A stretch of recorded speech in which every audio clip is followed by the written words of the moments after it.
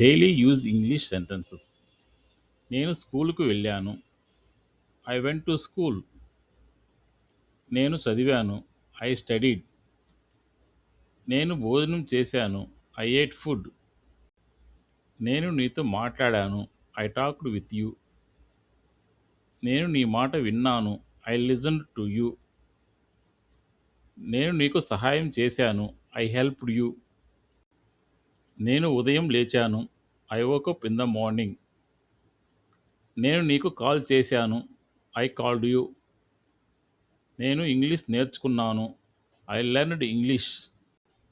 నేను పుస్తకం చదివాను. I read a book. నేను నీతో ఆడాను.